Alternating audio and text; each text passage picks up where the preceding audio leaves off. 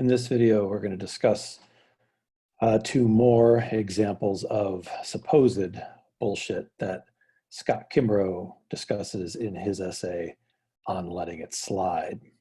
So in this essay, or at least the parts of the essay that I'm asking you to read, Kimbrough distinguishes between two different kinds of bullshit. On the one hand, he discusses intolerable bullshit, which is just what it sounds like. It's bullshit that we find to be unacceptable and that we usually react very negatively to when we encounter it in the world.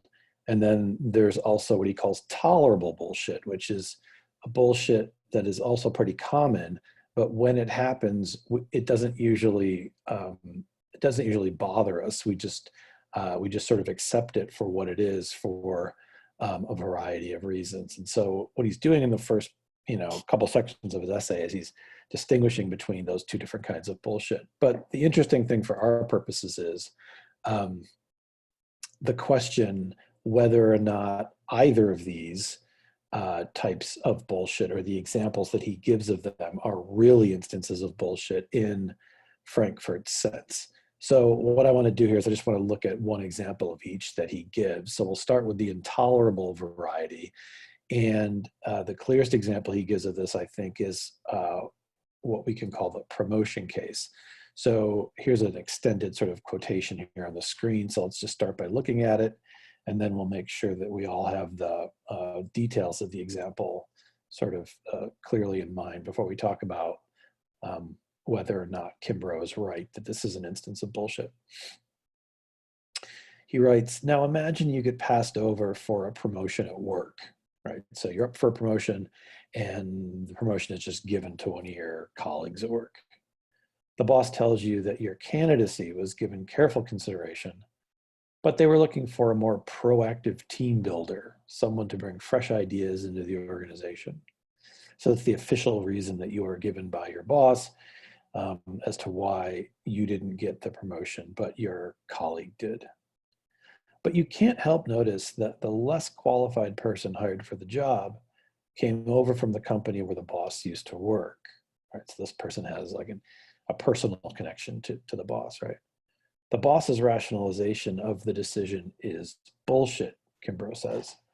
The reasons she provided are not completely irrelevant to the task of justifying her decision.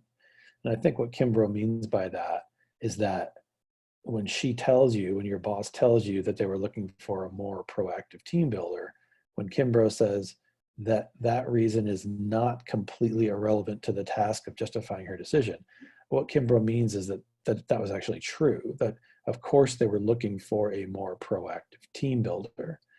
But he says they missed the mark badly, both because they are not the real reasons for the decision, right? The real reason for the decision was the promotion was just given to somebody that has this personal connection with the boss from a different workplace. And because even if they were, you judge that they shouldn't be given as much weight as your more extensive experience and qualifications. So in order to sort of zero in here and be as concrete and specific as possible, let's imagine sort of this exchange that happens between you, the person who's been, looked over and not given the promotion on the one hand, and then your boss on the other, who's giving you this kind of explanation as to why the promotion was given to someone else. So here's you, and you say to your boss, well, why wasn't I hired? Or it's not really hired. Why wasn't I given the promotion, right? And the answer that comes back from your boss is, well, we were looking for more of a proactive team builder. So before we consider whether or not this is an example of bullshit, right? This response from the boss is an example of bullshit, as Kimbrough explicitly says that it is. Let's, again, just make sure we've got all the details of the example correct. So what we're assuming in this example is, number one, that the boss really does think that we're going to assume that they really were looking for a more proactive team builder. And the boss really does believe that they were looking for a more proactive team builder. So what she's saying is actually true, and she knows that it's true. But we're also going to assume that you are right to be suspicious of this response that she is giving you, because we're going to assume it's true, that the real reason why you were not given the promotion, but your colleague was because your colleague has this personal connection with the boss. So we're going to assume all of that is true in this case. So the question then is Kimbrough right that when your boss says to you, we were looking for more of a proactive team builder, in response to your question, why wasn't I given the promotion, or why wasn't I hired? The question is that bullshit? Is Kimbrough right that your boss is just bullshitting you here? And it seems to me, given all of these sort of clarifications in our understanding of the case, that we are just not dealing with a case of bullshit here at all. And the reason why, and we've seen this many times already, remember that according to Frankfurt, bullshit is neither truthful nor untruthful, right? When you bullshit, you're saying something that is such that you have no idea whether it's true or false. You don't believe it's true, you don't believe it's false. It's neither truthful nor untruthful. So since clearly the boss is asserting something truthful here, the boss really does believe that they were looking for a more proactive team builder. They were looking for that kind of person, and the boss believes it. And that means she's asserting something truthful to you. So by definition, it's just not bullshit. Now, what is going on here then, if it's not an instance of bullshit? Clearly she's not lying to you, right? Because lying would require that her assertion be untruthful, that she believes it's false, and that's clearly not the case because she believes it's true. So what's going on?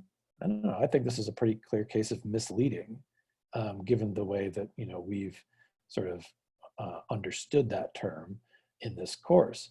So what she's doing here, when she tells you we were looking for more of a proactive team builder, she's trying to deceive you by telling you the truth, right?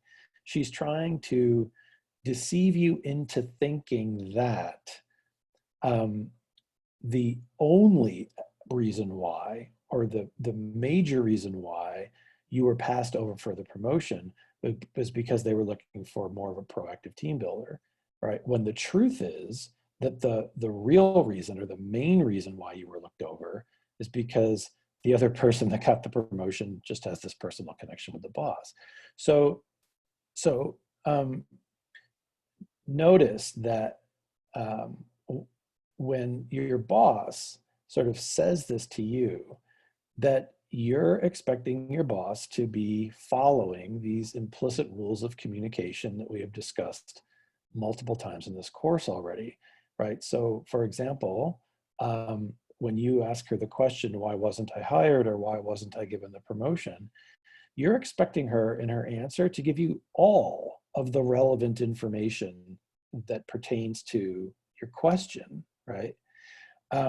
So when she says we were looking for more of a proactive team builder, she knows that you're going to be assuming that she's going to be giving you all the relevant information. So what her hope is that when she says that to you, that you'll incorrectly then conclude, oh, that's the only reason why I was passed over for the promotion. That's how the deception works, right? But the reason it's deceptive and the reason why it's misleading is because that isn't actually the only reason why you were passed over. It's not even the main reason why you were passed over, right? The main reason is that you didn't have that personal connection that your other colleague that got the promotion has.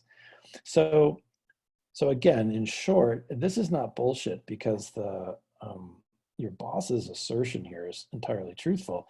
It's just a case of misleading because your boss is asserting something truthful, implicating something that's not truthful, and trying to deceive you into believing that that untruthful implication.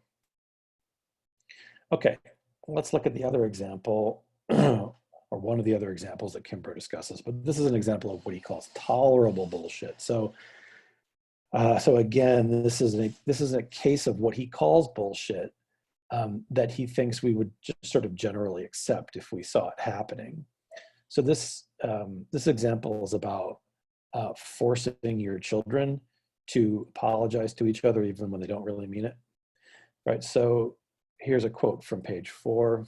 Kimbrough says, "We teach our children to apologize by forcing them to say things they don't really mean. Truth in this context is the last thing that we want." So let me just pause right there real quick and explain something. When he says truth in this context is the last thing that we want, this is his general explanation for why he thinks that some bullshit is considered to be tolerable, right? So remember, when you bullshit, you're saying something with complete disregard for the truth.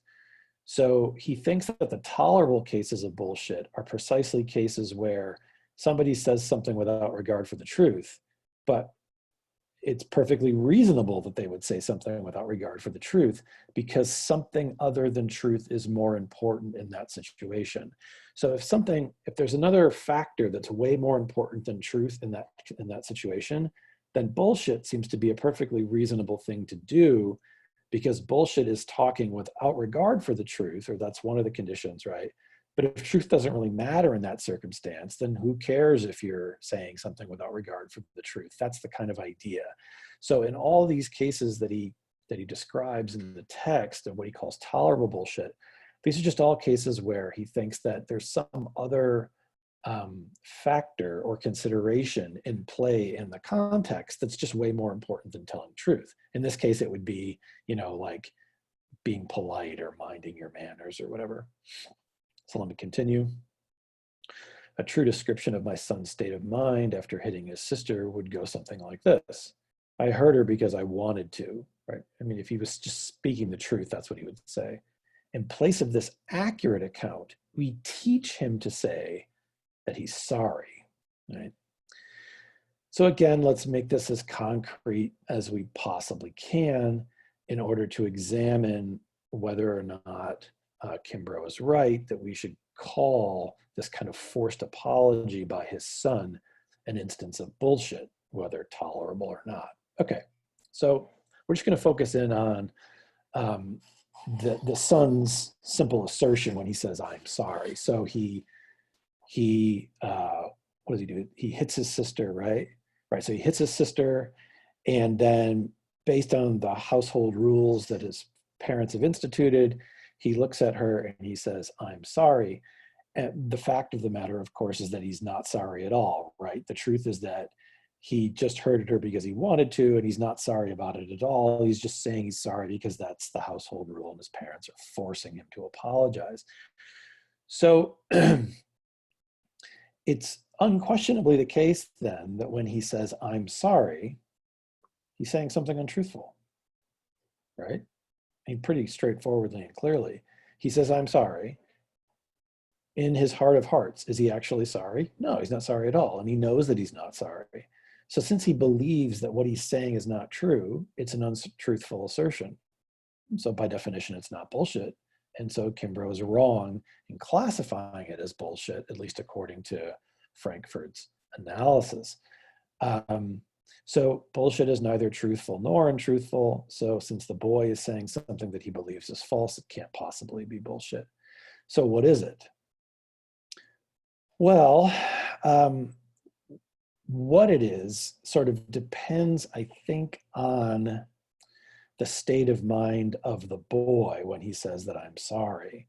So I think there's two possibilities here. According to one, it's a lie, and according to the other possibility, it's not a lie. So let me just briefly explain that, and then we'll end the video. So let's say that when the boy says to his sister, again, untruthfully, when he says, "I'm sorry," let's say that he's expecting her to believe that he is sincere, right? So let's assume that when he says, "I'm sorry" to her, he's expecting her to believe what he says. If that's the case, then this is just a lie, because given that he doesn't think that what he is saying is true, given that he's not sorry, if his intention is to get her to think that he's sorry, then he's trying to deceive her by asserting this untruthful thing to her, in which case he's just lying, right? He's saying he's sorry, he knows he's not, and he wants her to believe that he is, right? It's just a classic case of lying. But this could be a case where he's asserting something untruthful, but he's not lying, if, as a matter of fact, he's not trying to deceive her. So that would be if, like, let's say he knows his sister well enough to know that when he says I'm sorry to her, she's not going to take him seriously at all. Like, she knows he's just saying it because his parents are forcing him to say it. Let's say that she knows that, and let's say that he knows that he's aware that she knows that about him. Well, if that's the situation, then when he says I'm sorry to her, he's not really lying, because he's not trying to convince her that he really is sorry. He's just going through the motions, right? It's like they're playing a kind of game with each other almost, where she knows that he has to apologize. He knows that he has to apologize. He knows that it's not a serious apology. She knows it's not a serious apology. Like, if all of that is true, and they both understand all of those dynamics, then even though he's saying something untruthful to her, he wouldn't technically be lying to her, because he's not meeting the fourth condition for lying, right? He's not trying to deceive her in any way, because he knows full well that she's not going to believe him when he says it.